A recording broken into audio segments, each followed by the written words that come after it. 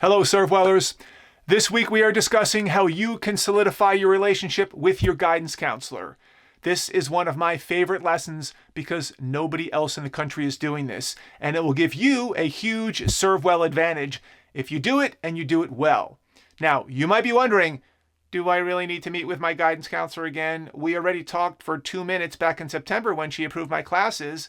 None of my friends are scheduling extra appointments. The answer is yes, and that's the whole point. You want to stand out from the crowd. You don't necessarily want to do what everybody else is doing. You want to be the student that your guidance counselor remembers and has good things to say about in a few months. You also want to make sure that your guidance counselor knows what you're up to in terms of earning a Service Academy appointment or an ROTC scholarship so he or she can be prepared. Remember, you'll be asking them for letters of recommendation in about 3 or 4 months, as well as for some administrative help, sending out school transcripts. So you don't want to blindside them. You want to set them up for success. So yes, it's important to reach out to them, your guidance counselor, again very soon. Now, if you've been a ServeWeller for a year or two and you've already met with your counselor a few times, even better. This should make it super easy. You're simply going to go do it all over again. This time you simply have to update them on last year's classes, this year's classes, a little bit of what you did over the summer, and of course, what they should expect in the coming months. Bring them up to speed in case they've never worked with a military application before.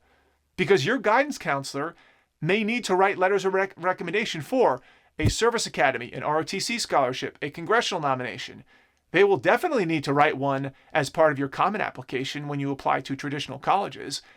Make sure that you provide them with information that they may not know already. They already know the classes you've taken. They know the grades you've gotten. They know your test scores and how you stack up against the class. But they may not know much more than that.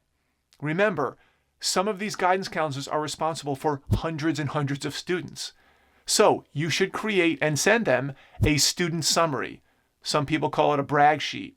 This is something that lays out your plan, where you're applying, the timeline, why you're applying to these different programs, and what you may want to major in, what part of the military you're interested in, what you do outside of school. The more information you can give to them, the better, and the easier it will be for them to write a compelling letter. You don't want them writing a letter with limited information. You want your letter of recommendation to be different. You want it to stand out, especially as GPA and SAT scores become less and less relevant in the coming years, and these third-party recommendations start to hold more weight. So get on your guidance counselor's calendar, prepare your student summary for them, and have a productive meeting that lays out the plan for the next few months. And please, let us know in the comments how your visit goes. Until next week, continue to study hard, play hard, and don't forget to serve others.